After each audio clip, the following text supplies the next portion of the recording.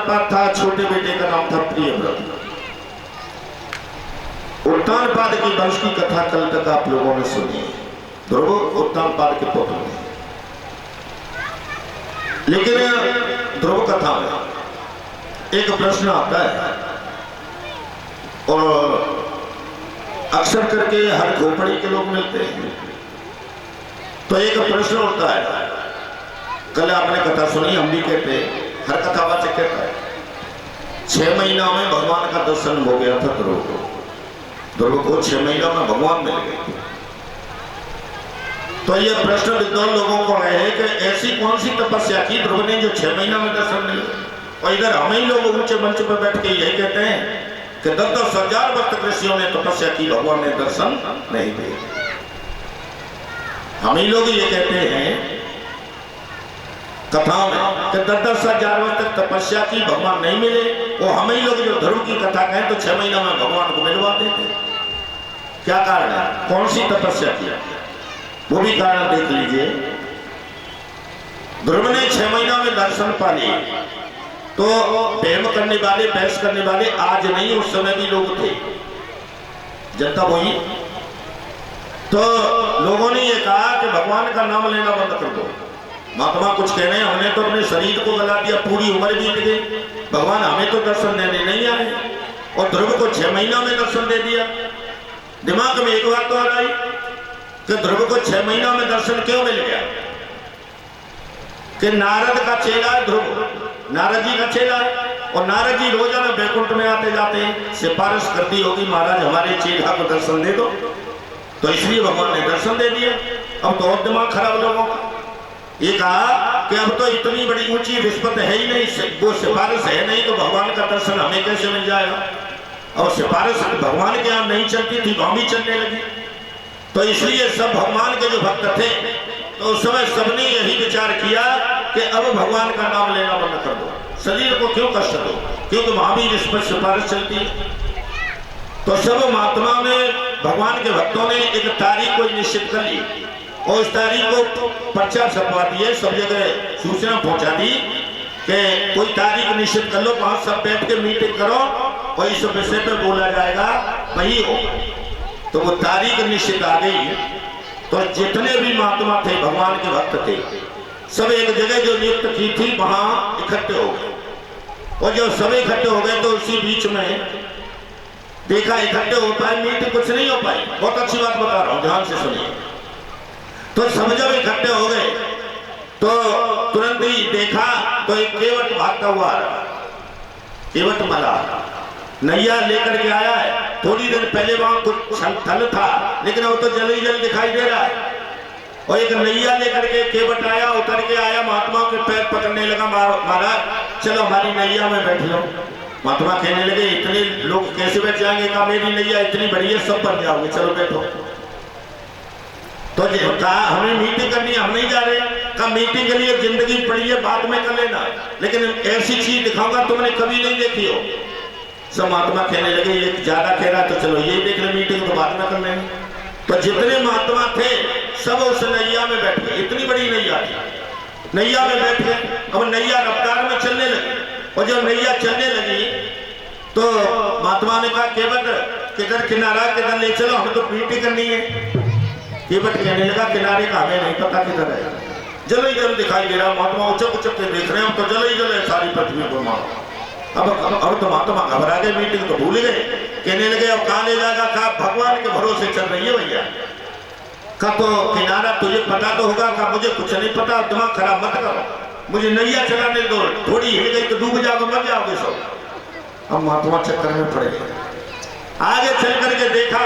अब तो कहा तुम थलुआ खड़े हो, तुम देखो किधर ले जाना, किधर किनारा। तो महात्मा उचक उचक के देख रहे हैं नैया में से। जब सब देख रहे हैं उचक उचक के, तो आगे चल के महात्मा चिल्लाने लगे केवट भैया किनारा आ गया। कहीं कहाँ है? कहा देखो सामने। केवट कहने लगा किनारा नहीं है। कहा तो कोई टापू होगा? का टापू भी नहीं है। कहा तो क्या है? कहा ये कि महात्मा जी की हड्डियां हैं। कहा इतनी ऊंची जो समुद्र में पहाड़ सा बन गया है। कहा एक महात्मा थे, केवट ने बताया, एक महात्मा थे मेरी नैया में बैठ के आए, और इसी जगह पर आकर के उन्होंने तपस्या शुरू की। शरीर गल गया, पूरी जिंदगी तपस्या की और शरीर यही रह गया। फिर चले गए, फिर जन्म लिया, फिर आए, फिर हड्डियां रह गई, फिर जन्म लिया, फिर आए, फिर हड्डियां रह गई। इतने जन्मों तक तपस्या की है। जो समुद्र में टापू सा नजर आ रहा है, इतनी हड्डियों का टापू बन गया है। इतने जन्मों तक तपस्या की। केवट बताने लगा फिर भी इस महात्मा की तपस्या पूरी नहीं हुई भैया। फिर का शेष 6 महीना रह गए। भगवान के महीने में 6 महीना शेष रह गए और वो यही महात्मा उत्तान पाद के यहाँ ध्रुव नाम से अवतरित होगा। और जो 6 महीना बाकी तपस्या रह गई है वो पूरी करेगा और भगवान मिलेंगे। इसलिए मैं तुम सबको लेके आया हूँ, शायद यहीं से निकल के जाए तो करोड़ पे हमें तुम्हें मुफ्त में दर्शन मिल जाए। मीटिंग फेल हो गई। मन में सोचा इतने दिनों तक तपस्या जो टापू बन गया। इतनी तपस्या की है इस महात्मा, इस ध्रुव ने, इसके पूर्व जन्म की इतनी बड़ी तपस्या है कि हड्डियों का ये टापू बन गया है समुद्र में। कितने जन्मों की तपस्या हुई होगी। महात्मा कह रहे हम तो फालतू में भगवान को दोष दे रहे थे कि 6 महीना में 6 महीना तो बाकी रह गई थी ध्रुव की तपस्या, और 6 महीना जो बाकी तपस्या थी वो पूरी करने के बाद आज भगवान मिल गए हैं। कोई बुरी बात नहीं है। मन से मीटिंग खत्म हो गई। अब महात्मा कहने लगे केवट तुम कहाँ रहे? भगवान ने दर्शन तो दे दिया, ध्रुव ने जन्म ले लिया, 6 महीना पूरी तपस्या करके दर्शन भी मिल गया। दर्शन मिल गया तो मैं तो तुम्हें सबको ले जा रहा था, शायद वही दर्शन मिल जाए तो हम तो सभी धन्य हो जाए। आज उतर पड़े तो केवट और कोई नहीं, भगवान ही केवट बन के आए थे। उनके मन की बात दूर करने के लिए, संतों के मन में जो भेद था उसे दूर करने के लिए भगवान ने केवट का रूप बना करके उन्हें सांत्वना दी। तो भगवान कहने का तात्पर्य भगवान सबदर्शी, वहां कोई रिश्वत सिफारिश नहीं चलती। जैसा करोगे वैसा मिलेगा फल। कोई नकाउ कर सो को दुखदाता और निज कर्म को संभ्राता। भगवान का नाम अगर लोगे तो भगवान हमेशा नैया पार करेंगे। तभी तो लिखा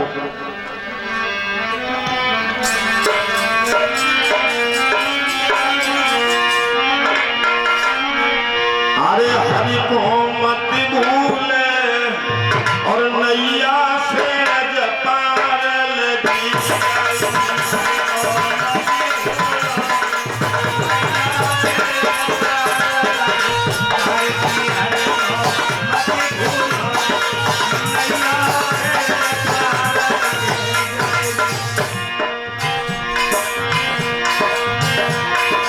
हाँ सभी ताली बजाओ। हरि को मत भूले नैया से पार लगी गई।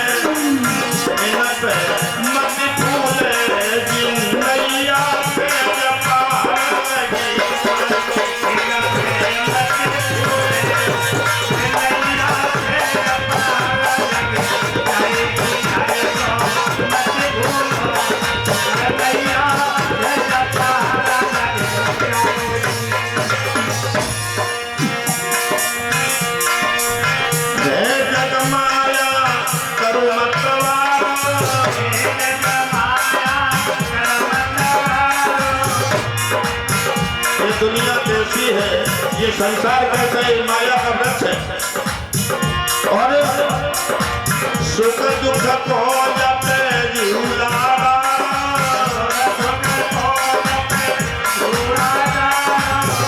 एक झूला पड़ा, एक रस्सी तो सुख की है, दूसरी दुख की है, उसमें झूल पड़ना है हमारा। ताप मत नैया से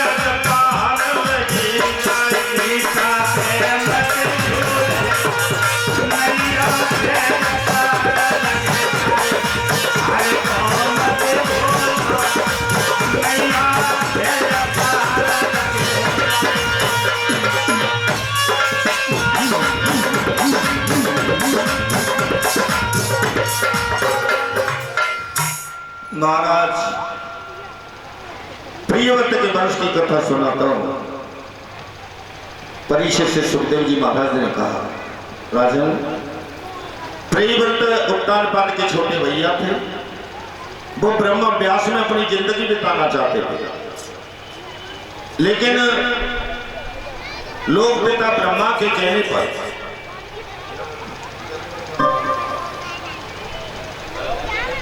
लोक पिता ब्रह्मा की आदेशानुसार इन्होंने गृहस्थ जीवन में प्रवेश किया